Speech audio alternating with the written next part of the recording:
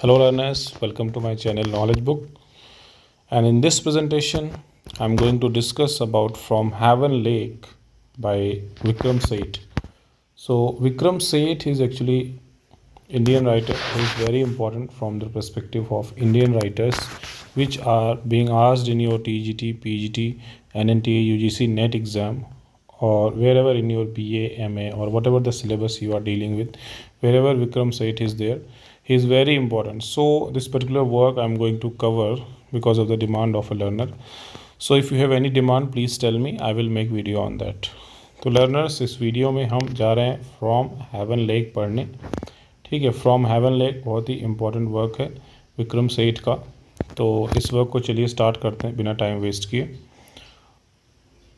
तो जैसा कि मैंने आपको पहले भी बताया learners, so first and foremost important thing is that we have to know always about author.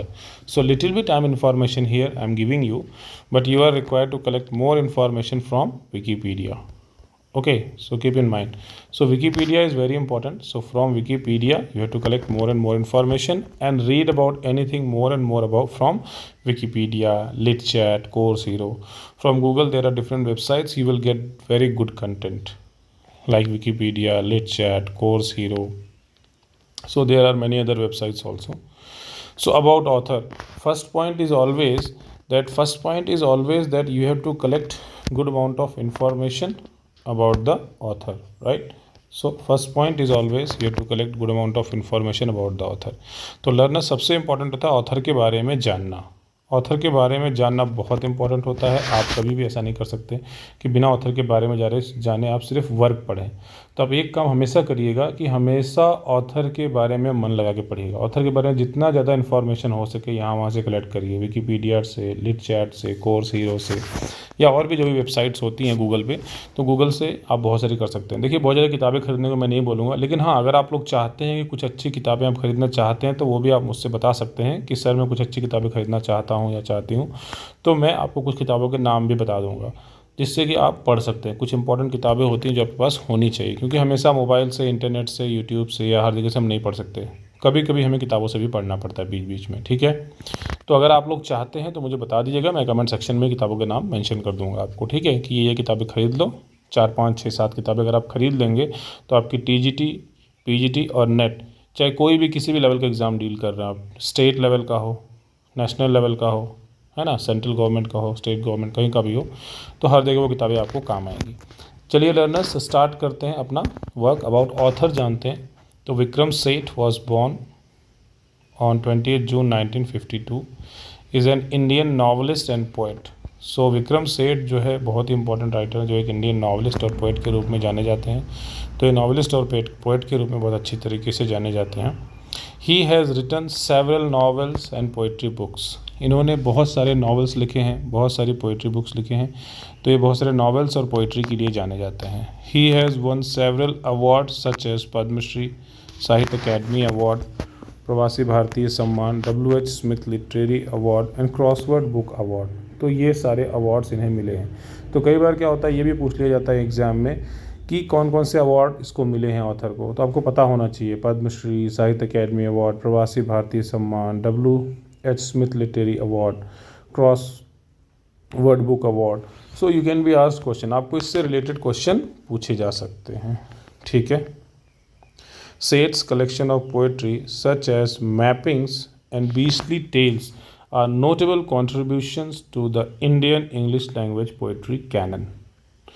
Now what is canon? I have explained in separate video. So canon is very important term, right? So what is canon? I have explained in a separate video which are called as literary terms. So literary terms के लिए मैंने अलग से एक playlist बना दिया है अपने चैनल नॉलेज बुक पर. तो हमारे चैनल नॉलेज बुक पर आपको ये सारी चीज़ें फ्री में प्रोवाइड कराई जा रही है और बहुत ही हाईएस्ट क्वालिटी ऑफ लर्निंग आपको प्रोवाइड कराई जा रही है यहाँ पर. ठीक है, तो आप इसको पढ़िए, समझिए. तो ये बहुत से इंपॉर्टेंट वर्क्स के लिए जाने जाते हैं, जैसे कि मैपिंग्स हो गया, बीस्टली टेल्स हो गया. तो ये इसके लिए बहुत ही इंपॉर्टेंट रूप से जाने जाते हैं. ठीक है, तो अबाउट ऑथर देखिए, हम सबसे पहला पॉइंट हमारा क्या है, अबाउट ऑथर, यानी कि ऑथर के बारे में थोड़ा बहुत आपको जानना है. ये सबसे पहला पॉइंट होता है किसी भी वर्क को डील करते वक्त. ऑथर के बाद आते हैं अबाउट वर्क. नेक्स्ट पॉइंट आ गया हमारा about work. So when we talk about work, So this work is actually a travelogue. It means it is telling you something story which is related to a travel of a person. So author is traveling from here and there, different places. That experience he is presenting. So author is presenting his experience of his travels. So it's a travelogue of the author's journey in his student days around China to Nepal through Tibet, and he came back to Delhi.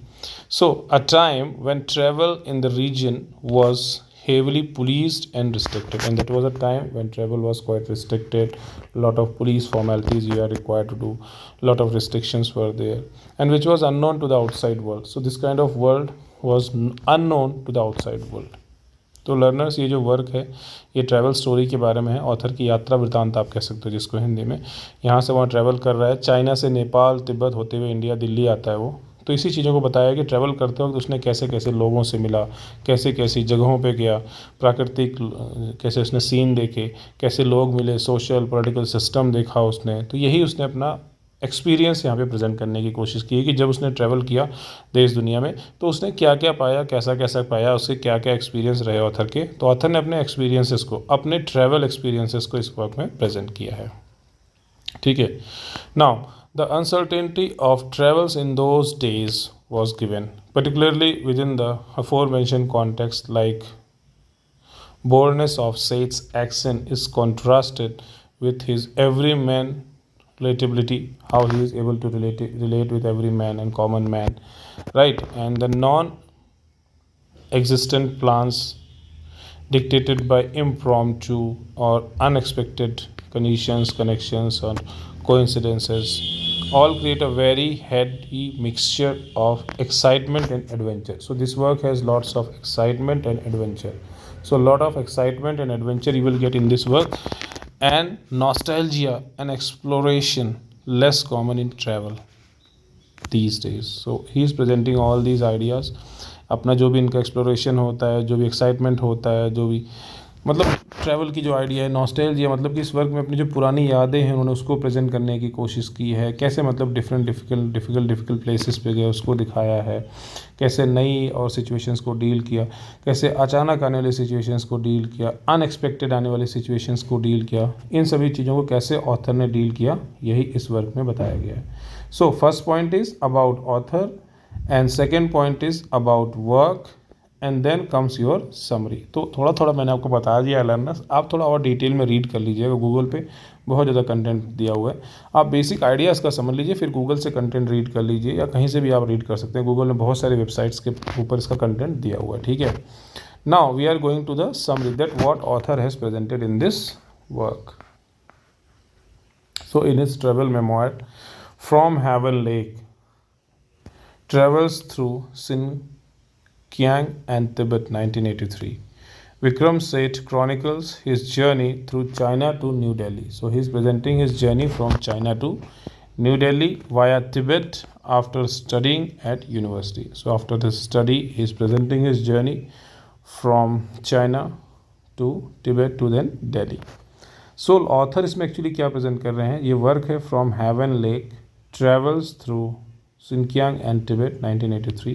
इसमें विक्रम सेठ अपनी यात्रा वृतांत, अपनी यात्रा के जो experiences हैं, अपनी ट्रैवल के जो एक्सपीरियंसेस हैं उसको इस वर्क में प्रेजेंट कर रहे हैं। ठीक है, कि उन्होंने अपने ट्रैवल के दौरान किस तरह के लोगों से मिले, क्या सामाजिक कंडीशंस देखी, क्या पॉलिटिकल कंडीशंस देखी, क्या समाज की स्थितियाँ परिस्थितियाँ की, नियम कानून, पुलिस कानून, क्या पॉलिटिकल सिचुएशन थी, वो सारी चीज़ें अपना ये एक्सप्लेनेशन यहाँ पर दे रहे हैं कि क्या उन्होंने एक्सपीरियंस किया। देखिए, जब आप नई नई जगहों पे जाते हैं तो बहुत कुछ नया नया देखने को मिलता है, बहुत कुछ नया नया सीखने को मिलता है। तो वो सारी चीज़ें उन्होंने आप बताई हैं।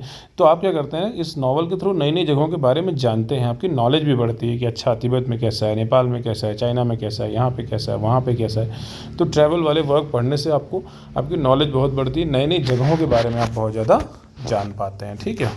Now winner of the 1983 Thomas Cook Travel Book Award. So this type of questions can be asked, that which work won this particular award called as Thomas Cook Travel Book Award. So you have to remember that From Heaven Lake has won this award, and critics praise it for its detailed and raw depiction of Asia and Eastern culture. So here what he is presenting, he's presenting about particular place, he's presenting about Asia, he's presenting about Eastern culture, he's presenting about society, politics, culture, So all these things he is actually presenting, right? Sorry for this.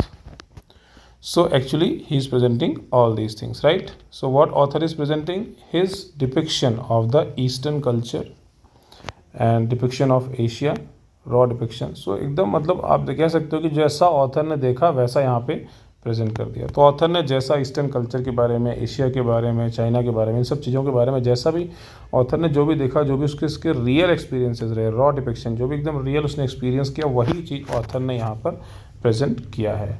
ठीक है. An Indian writer, biographer and poet Seth undertook field work in China for his doctorate thesis at Stanford, which inspired from Heaven Lake. So जो सेठ थे इन्होंने एक मतलब ये एक राइटर हैं, बायोग्राफर हैं, पोएट हैं. तो इन्होंने अपना जो डॉक्टरल जो स्टडी थी उसके लिए थीसिस किया, उसके लिए उन्होंने फील्ड वर्क किया चाइना में, और उसी के हिसाब से जो उनका रियल लाइफ एक्सपीरियंस रहा उसी के हिसाब से इन्होंने ये वर्क लिख दिया फ्रॉम हेवन लेक. एंड सेठ is best known for including numerous thinly disguised biographical details. So author has presented many biographical details in his novel and short stories.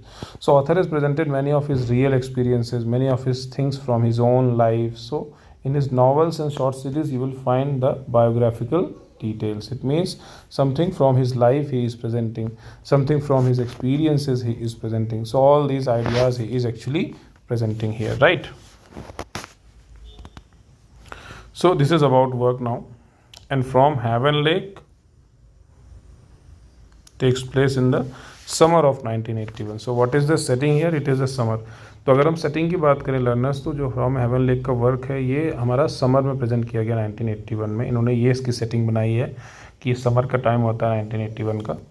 During this time सेठ, an exchange student from Stanford, was studying at Nanjing University. So he's studying at Nanjing University in China as an exchange student from Stanford. So he is doing his work, his study work, and as part of his study work, he is traveling different places. He is doing practical work and he is collecting different ideas and all.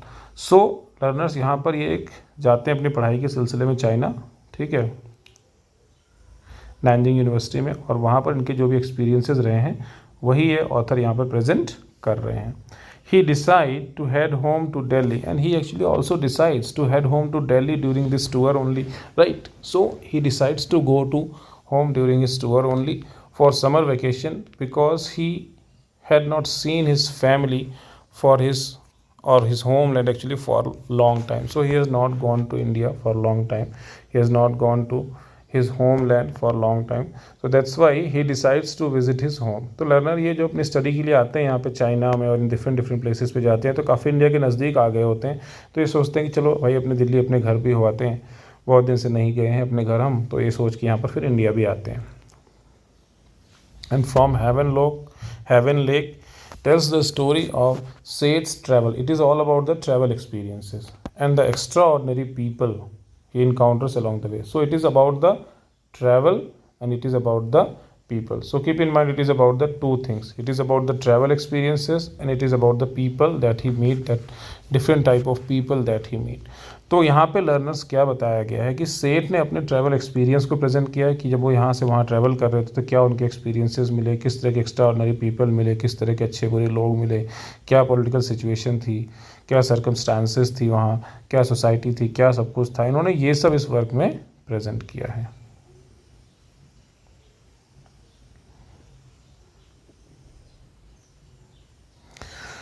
And as the book opens, Seth summarizes the path he took through China to reach Delhi. And when the book opens, he is telling about what path he took for traveling from China to Delhi. तो किताब के शुरू में ही सेठ बताते हैं, विक्रम सेठ ये बताते हैं कि कैसे उन्होंने क्या रास्ता चुना, चाइना से होते हुए घूमते घूमते कैसे वो दिल्ली पहुंचते हैं. ठीक है. His journey takes him across 4 major Chinese provinces, and in that he is going to 4 major provinces like what? Like Xinjiang, also known as Xinjiang, the desert province of Gansu, plateau of Qinghai, and Tibet. So all these different places he's traveling and finally going through Nepal to he's going to India. So आपने ये देखा कि कौन कौन से parts को उन्होंने travel किया, इसमें ये बताया गया है। जिनजियांग को, सिनकियांग भी जिसको कहते हैं, डेजर्ट प्रोविंस गांसू को, प्लेटू, क्विंघाई को और तिब्बत को, इन सारी जगहों को वो ट्रैवल करते हुए फिर धीरे धीरे वो ट्रैवल करते हैं। ठीक है।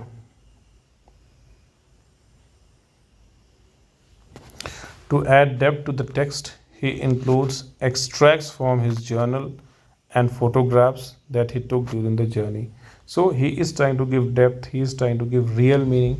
So he is doing what? He is presenting some of the photographs and real extracts from his journal. तो इन्होंने क्या किया कि इस वर्क को बहुत ही रियल टच देने के लिए अपने जर्नल से जो भी इनका था रिसर्च वर्क के real photographs, real ideas, real चीज़ों को इन्होंने प्रेजेंट किया ताकि एकदम रियल वर्क दिखाई दे ये।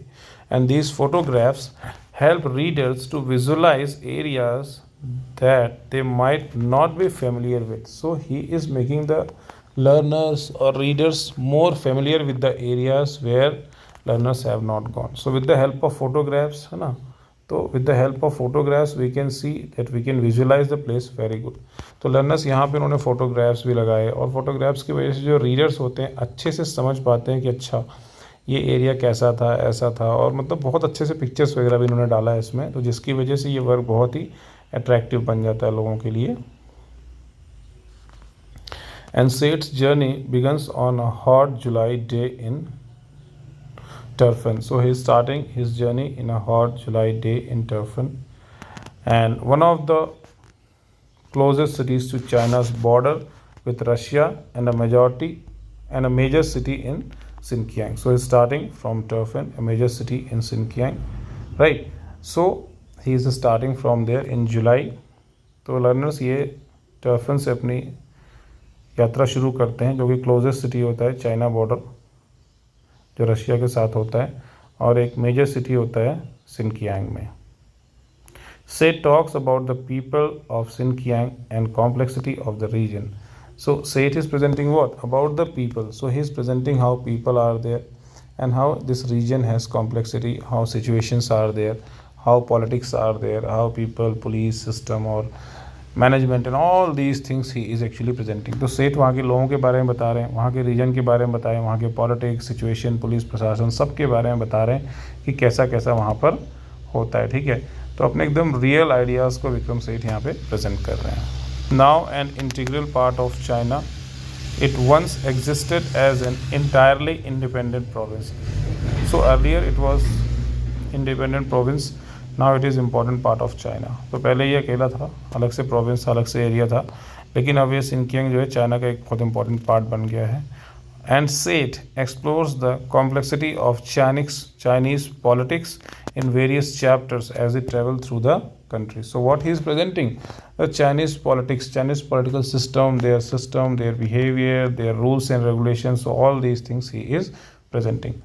तो लर्नर्स यहाँ पे जो ऑथर हैं सेठ, वो कहीं ना कहीं चाइना के पॉलिटिकल सिचुएशन को प्रेजेंट कर रहे हैं अपने एक्सपीरियंसेस के हिसाब से कि वहाँ क्या रूल रेगुलेशंस हैं, क्या रिस्ट्रिक्शंस है, पुलिस प्रशासन कैसे है, पॉलिटिकल क्या सिस्टम वहाँ बने हुए हैं।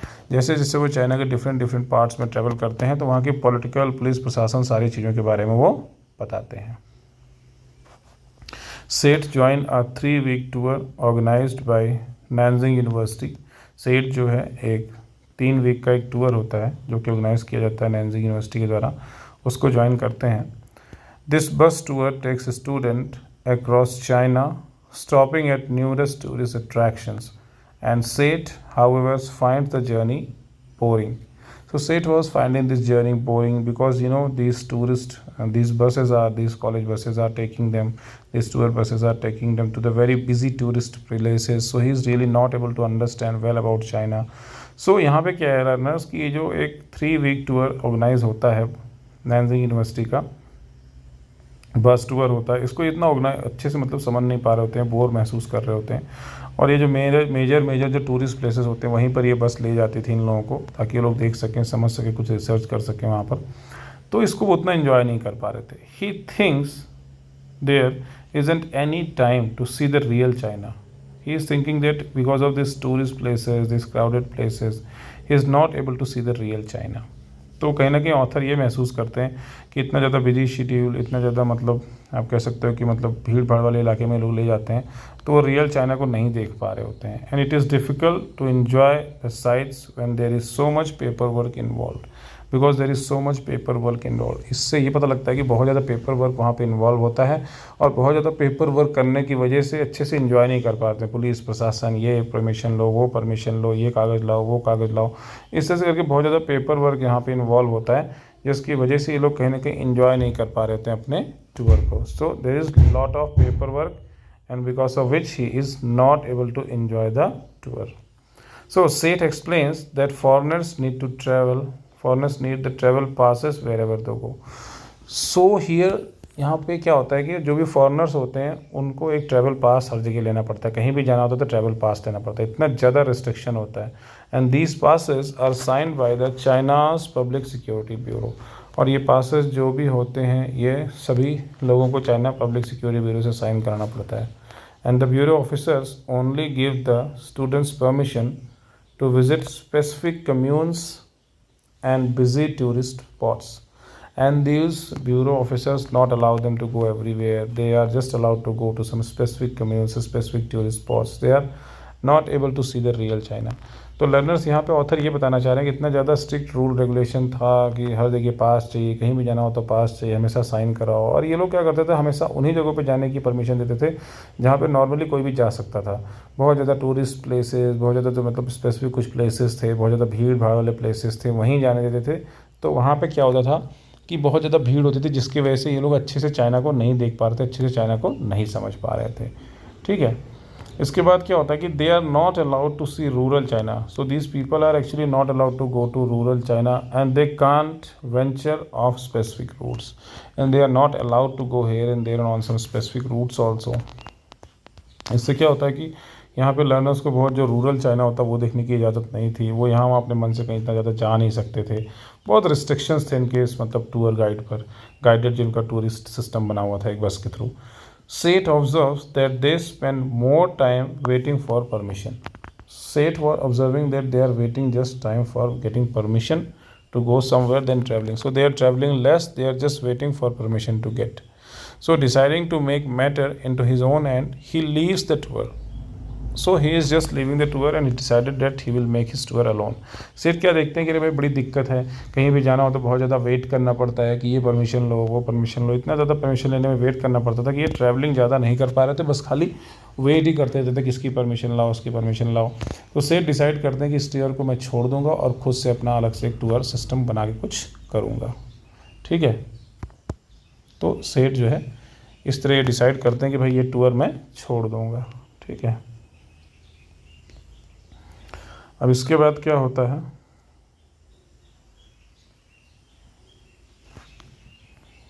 तो वो डिसाइड करते हैं कि टूर को छोड़ देंगे। And Seth plans to get an elusive stamp known as the Lhasa stamp. Seth एक मतलब एक अलग से कुछ स्टैम्प लेने का प्लान बनाते हैं जिसको लहासा स्टैम्प बोलते हैं। This stamps gives foreigners permission to travel to Tibet, and this stamp is so special that they will give permission to travel to Tibet. So इस स्टैम्प से उनको तिब्बत में जाने की परमिशन मिल जाएगी आसानी से। ये चीज़ें होती हैं यहाँ पर कहीं ना कहीं। Somehow Seth secures this stamp, but these struggles are only beginning. So somehow उनको वो स्टैम्प तो मिल जाता है, लेकिन बहुत ज़्यादा स्ट्रगल्स अभी भी इन्वॉल्व होते हैं। ठीक है, और he can't make use of his stamp unless he also receives permission to enter Nepal. So he was required to get permission to enter Nepal also, otherwise he cannot use this stamp. So accessing Nepal proves to be one of the most challenging aspect of Seth's solo adventure. Seth when started the solo adventure, getting the permission to visit Nepal, it becomes very difficult. But eventually he secures the authorization. But at last उनको क्या होता है कि authorization मिल जाता है नेपाल भी जाने का। तो इस तरह से लर्नर्स आप देखते हैं कि कैसे सेठ जो है बहुत ज़्यादा स्ट्रगल कर रहे हैं कि कहीं भी जाना हो तो स्टैम्प लेना पड़ रहा है, परमिशन लेनी पड़ रही है, ये कागज़ बनवाओ, वो कागज़ बनवाओ, इस तरह से करके वो कैसे कैसे करके अपना काम चला रहे हैं और मतलब ये दिखाने की कोशिश कर रहे हैं कितनी डिफ़िकल्टी है, वहाँ के लोग कैसे हैं, वहाँ का प्रशासन कैसा है, पुलिस कैसा है, पॉलिटिकल सिस्टम कैसा है, यही सारी चीज़ें वो इस वर्क में प्रेजेंट कर रहे हैं। Seth notes that he could not travel on his own without knowing to speak Chinese because in China most people speak Chinese only, so if you don't know Chinese it becomes very difficult. तो learners आपने ये भी देखा यहाँ पर कि सेठ को कहीं ना कहीं ये लगता है कि अगर चाइना में चलना है, यहाँ वहाँ घूमना है, तो आपको चाइनीज़ आनी चाहिए। बिना चाइनीज़ आए आप यहाँ वहाँ नहीं जा सकते, बहुत मुश्किल होती है इसमें, ठीक है। तो लेकिन ये बहुत he is a polyglot, so he reasonably comfortable speaking the local people. तो बहुत सारी लैंग्वेजेस इनको आती थी, आराम से बोल सकते थे, थोड़ा बहुत सीख गए थे, बोलने लगे थे, तो ये चाइनीज़ बोलने के नाते आसानी से यहाँ वहाँ घूम पा रहे थे। He does not advise anyone to travel through China unless they can speak the language. If you want to travel in China alone, then you have to know the local language so that you can get proper help. अगर आपको China में अकेले घूमना है तो वहाँ की language आना बहुत ज़रूरी है। अब वास्ट कंट्री होता है ये, it's a far too easy to become lost, isolated and unsafe because China is a very vast country, very big country, and it becomes quite unsafe sometimes. So that's why you should know the local language so that you can easily be helped by people and you can easily get help. तो China में travel करने के लिए advice करते हैं कि आपको Chinese आनी चाहिए और अकेले ट्रैवल करना बड़ा मुश्किल है, आप आसानी से गुम हो सकते हो, अनसेफ भी हो सकते हैं वहाँ पर आप। तो ये सारी चीज़ें वो कहीं ना कहीं बताने की कोशिश करें कि भाई अकेले ट्रैवल करना थोड़ा ख़तरनाक हो सकता है आपके लिए। As he moves across China, Seth notes how extraordinary helpful Chinese people are here. So very important quality what he notes about the Chinese people, that Chinese people are quite helpful, right? So very helpful they are. तो आप ये देखते हैं कि भाई author ये पाता है कि जब वो ट्रैवल कर रहे हैं तो चाइनीज़ पीपल उनकी बहुत हेल्प करते हैं, wanting to help him.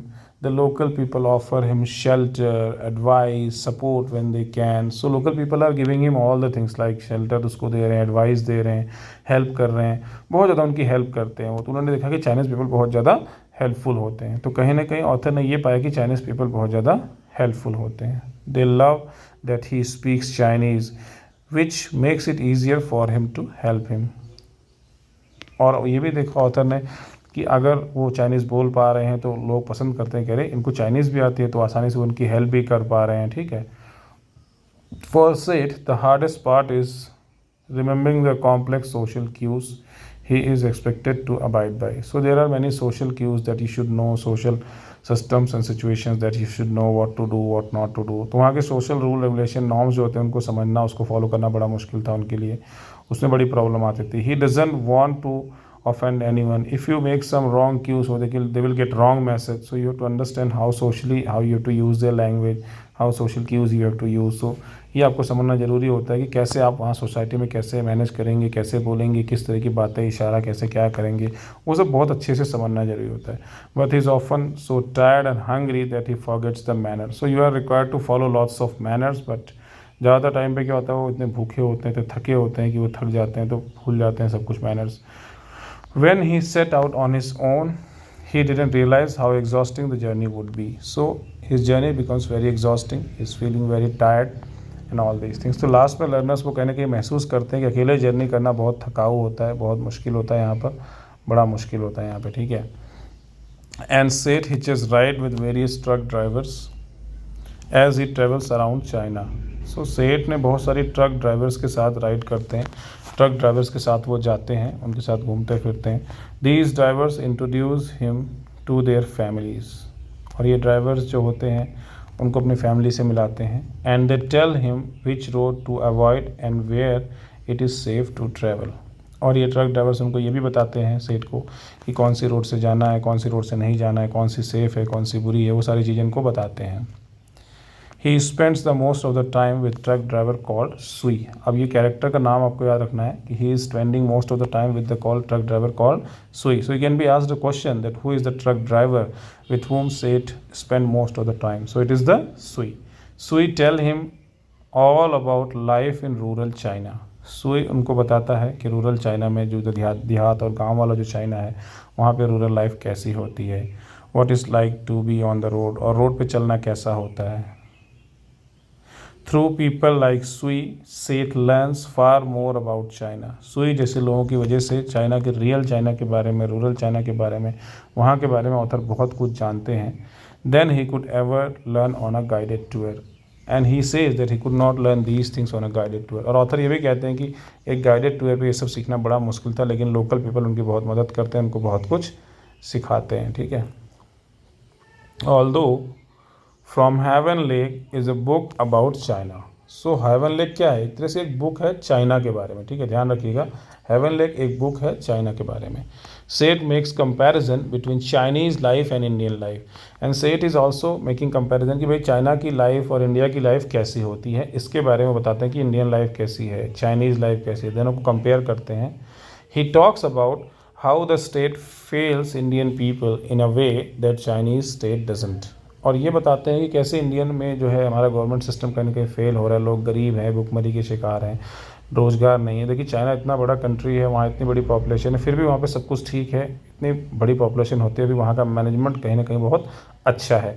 तो सेठ कहीं ना कहीं ये बताते हैं कि इंडिया का मैनेजमेंट थोड़ा गड़बड़ है, लोगों को यहाँ ठीक से मैनेज नहीं कर पा रहे हैं लोग, और वहाँ पे सब कुछ अच्छा है। Both huge and over populated countries, these are far fewer hungry and unemployed and homeless people in China than in India. He presents the idea that in India more people are unemployed, hungry, homeless, theft and all these things problems are than in India, but in China these problems are not there.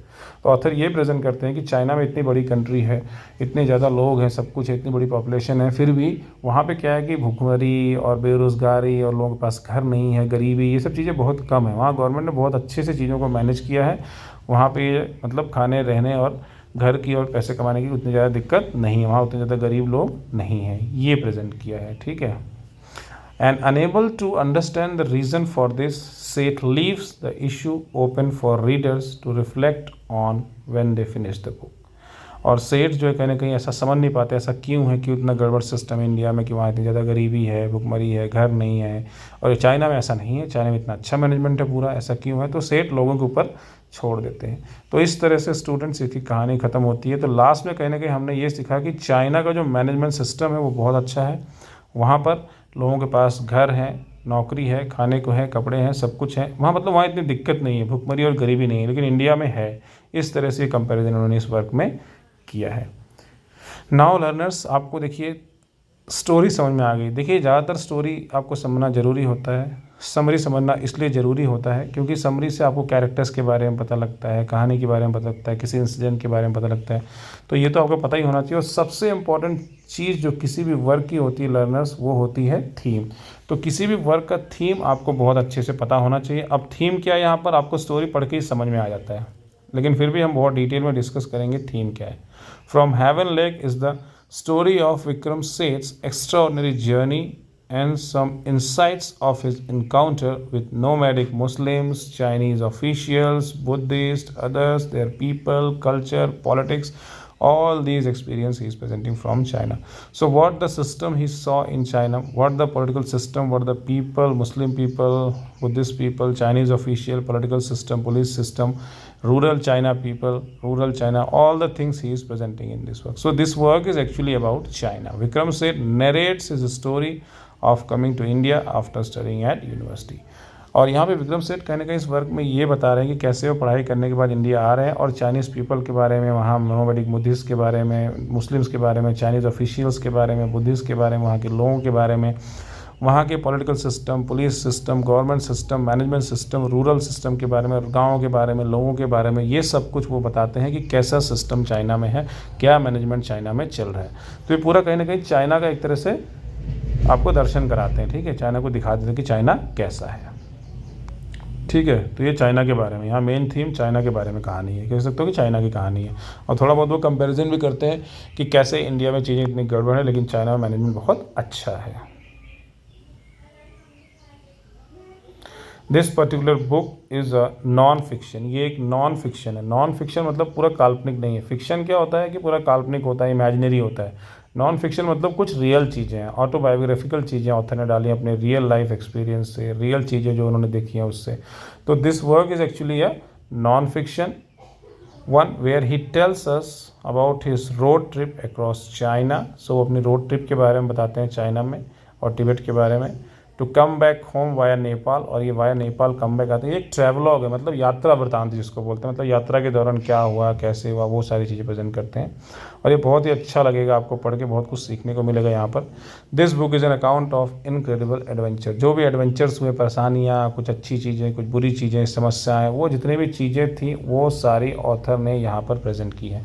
तो ये इनके adventure के बारे में, अच्छे बुरे experiences के बारे में, एडवेंचर के बारे में, यात्रा के बारे में, ट्रैवल्स के बारे में, प्रॉब्लम्स के बारे में, सब कुछ वहाँ बताते हैं। कुल मिला के चाइना के बारे में बताते हैं कि किस तरह से उन्होंने चाइना में ट्रैवल किया। Vikram Seth is brilliant thinker and also an excellent writer and goes on a completely path-breaking hitchhiking trip across China and Tibet to come back via Nepal. So he is definitely presenting what? He is definitely presenting his travel experiences. तो यहाँ पे कहीं ना कहीं वो China से, नेपाल से होते हुए, तिब्बत से, नेपाल से होते हुए इंडिया आने की अपनी यात्रा की जर्नी के एक्सपीरियंसेस को बता रहे हैं। This book received high praise when it came out in Britain and received the Thomas Cook Travel Award. So this award, this book got, right? So this book got this award. So what it got? It got the Thomas Cook Award. Britain's prestigious award for what? Britain's prestigious award for what? For the travel writing. So keep in mind that Thomas Cook Travel Book Award is given to the Haven Lake. And what is this Haven Lake? It's a lake in China, right on the border of two countries in a bordering area of China. So he is traveling, his travel experiences he is presenting. और learners यहाँ पे ध्यान रखिए, Thomas cook travel book award इस book को मिला है, the haven lake को। ये बहुत ही एक ब्रिटेन का प्रेस्टिजियस अवार्ड होता है जो कि ट्रैवल राइटिंग के लिए दिया जाता है, और ईयर 1983 के लिए इनको दिया गया था ये, ठीक है, दिमाग में रखिएगा, ईयर 1983 के लिए इनको ये दिया गया था। The work presents author's personal experience. So this work is telling about the personal experiences and observations during visit there.